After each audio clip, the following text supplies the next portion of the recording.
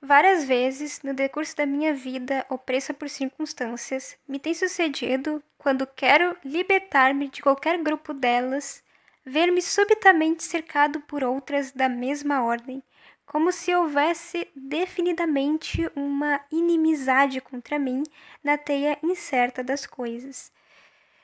Começa assim o capítulo 20, que é o capítulo que a gente vai iniciar esse mais um episódio, acho que é o episódio 17, da leitura conjunta do livro do Desassossego, do nosso querido Fernandinho Pessoa, né? Então, se você quer descobrir por que esse autor é considerado tão incrível e genial, fica aqui mais um pouco e acompanhe comigo a leitura do livro do Desassossego, que tem como protagonista o Bernardo Soares, que é esse homem de Portugal, solitário. E esse livro é basicamente o diário dele, né? Para quem tá acompanhando há mais tempo já deve saber disso. E também, antes da gente começar, rapidamente quero agradecer ao pessoal que tá acompanhando, que tá curtindo, que tá comentando. Tô vendo que tem bastante gente agora aparecendo aqui no canal. Acredito que o YouTube tá entregando os vídeos, isso é muito bom.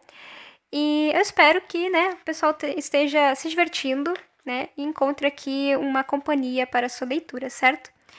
Então, é isso, pessoal. Vamos começar já. Eu comecei já com um trecho bem interessante, que basicamente nesse trecho, pelo que eu entendi, novamente, quando a gente lê um livro, a interpretação é única, própria nossa.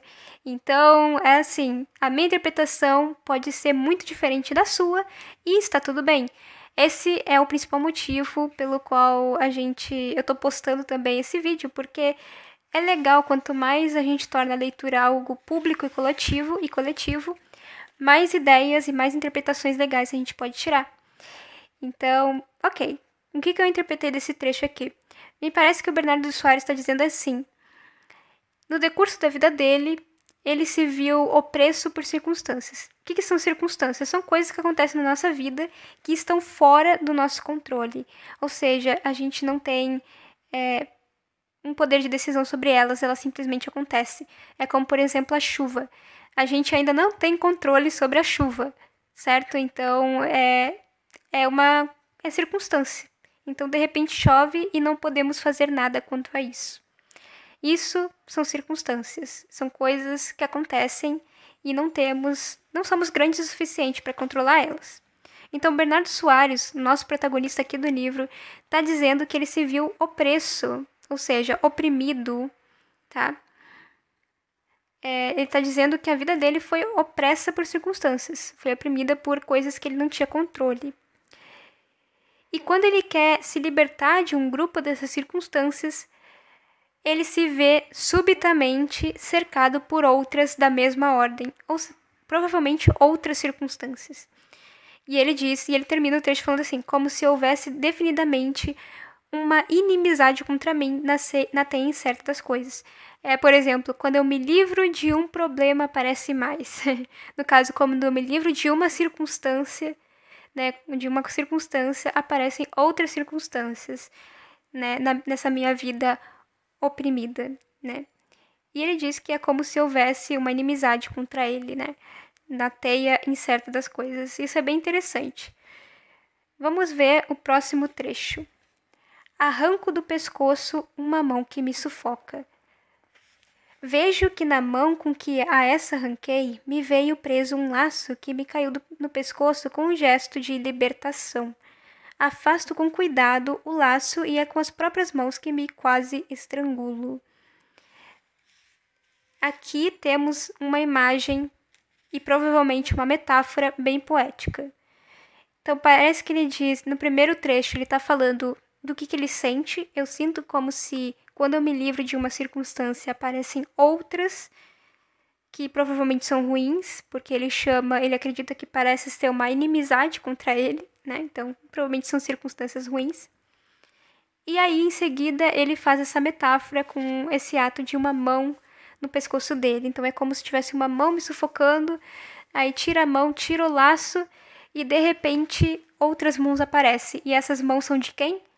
Dele próprio, do próprio Bernardo Soares. Então, ele tira uma mão que sufoca ele e de repente ele mesmo está se sufocando. Talvez isso seja uma metáfora, né? É com certeza uma metáfora. Como, para quem não sabe, obviamente, Fernando Pessoa, ele é muito conhecido por sua linguagem poética. Então esse livro tem muita linguagem poética, esse livro tem muitas metáforas.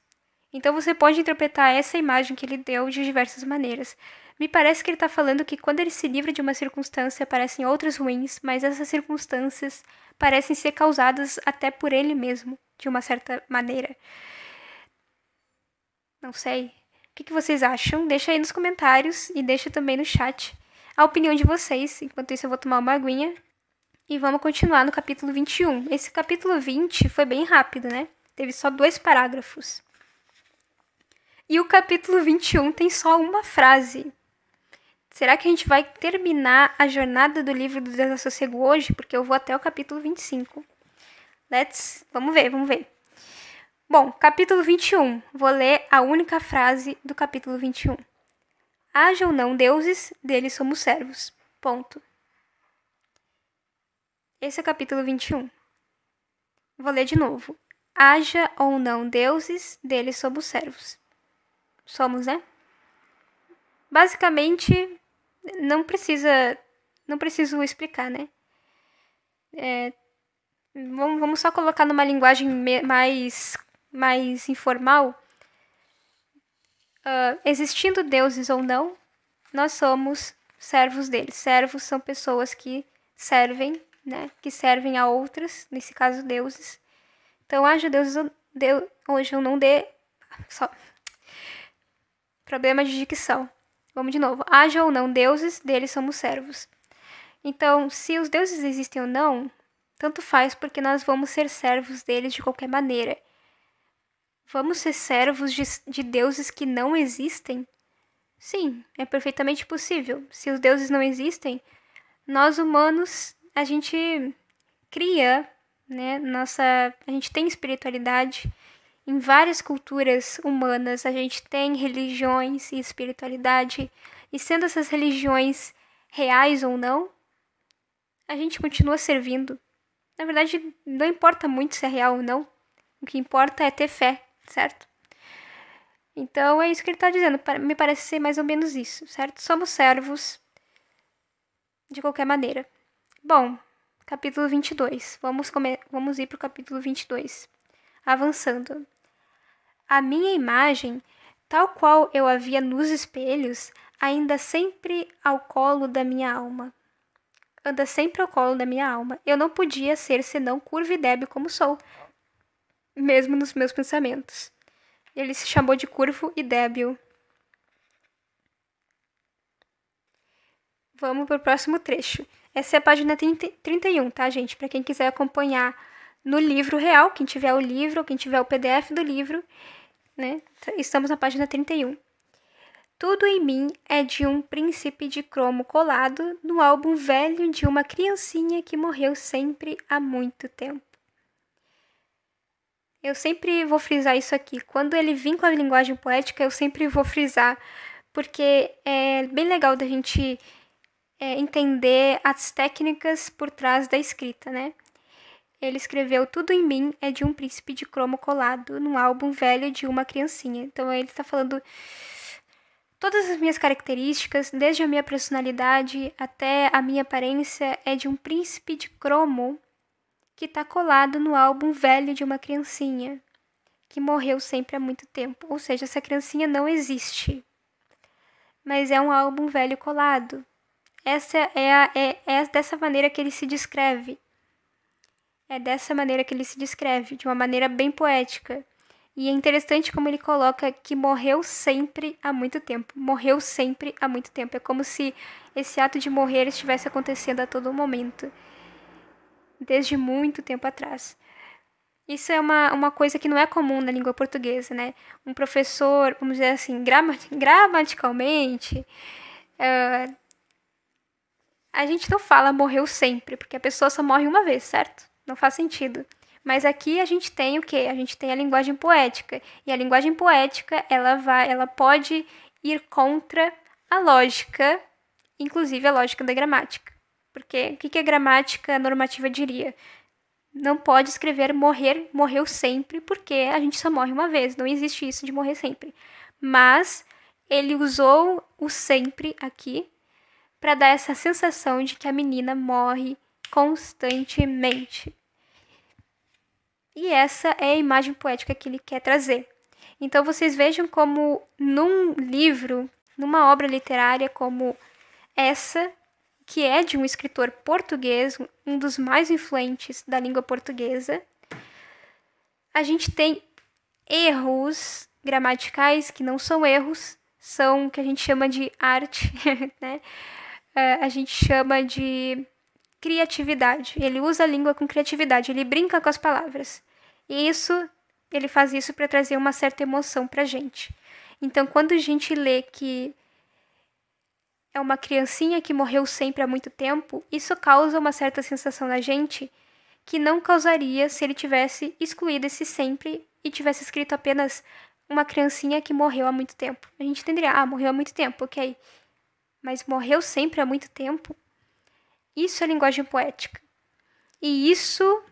São essas mudanças na gramática e nas palavras e nas frases, são essas mudanças que não são convencionais, ou seja, não são normais pra gente que fala no cotidiano, não é normal a gente falar dessa forma, mas são essas mudanças que tornam uma obra literária e poética única, que tornam elas características de um certo escritor.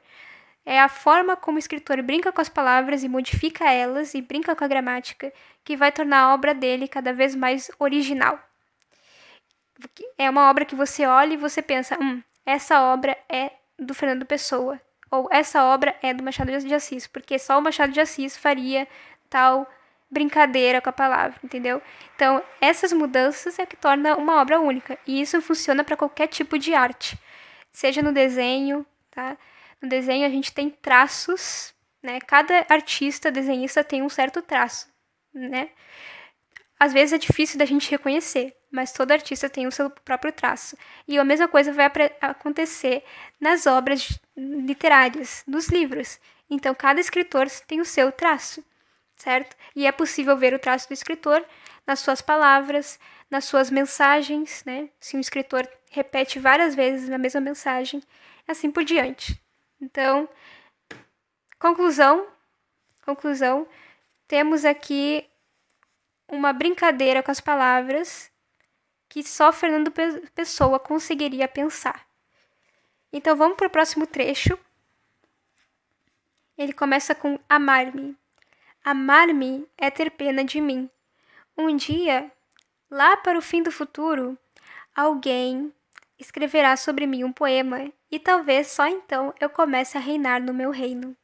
Deus é o existirmos e isto não ser tudo. Caramba!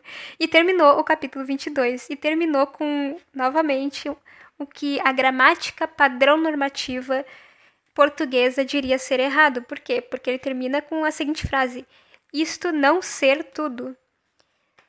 Geralmente a gente falaria isto não é tudo. Mas aqui ele deixou o verbo no infinitivo. Isto não ser tudo.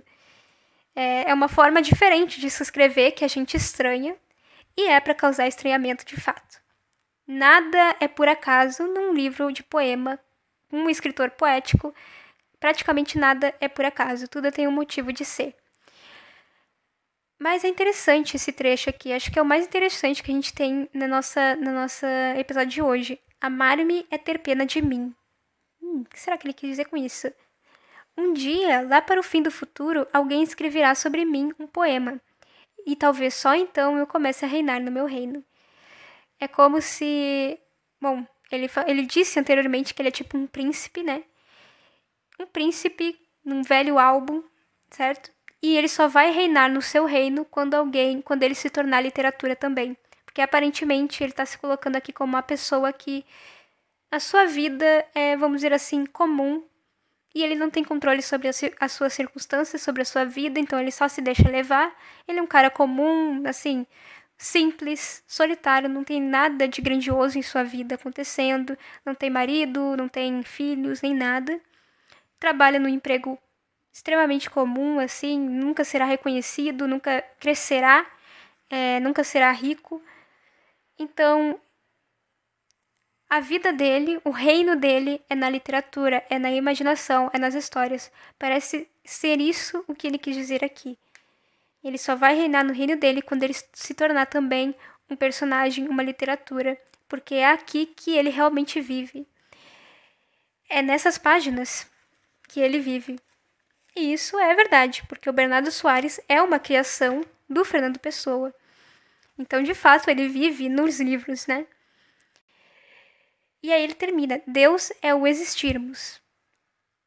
Ou seja, vamos colocar essa frase de uma maneira mais simples. O fato da gente existir é Deus. Nós existimos é Deus. E isto não ser tudo. Provavelmente isso não é tudo, né? Ele falou: Deus existirmos e tem mais coisa aí, né? Mas ele não diz as coisas. Muitas coisas poéticas não são ditas, né? Elas são ditas, na verdade, nas entrelinhas. Por isso que quanto mais livros você lê, mais você consegue pegar essas entrelinhas. Agora eu quero saber de vocês, qual que é a opinião de vocês sobre esse trecho? O que vocês entenderam desse último trecho? Deus é o existirmos e isto não ser tudo. O que vocês entenderam? Tô curiosa para saber a opinião. E deixe um like, não deixando o like, e compartilhar com quem gostaria de ter essa experiência também, de conhecer Fernando Pessoa e entender Fernando Pessoa, porque às vezes é difícil entender sozinho. Então aqui é um espaço aberto para debates sobre esse livro. Então, muito obrigada por assistir até o fim e vejo vocês na próxima semana. Tchau, tchau. Até lá.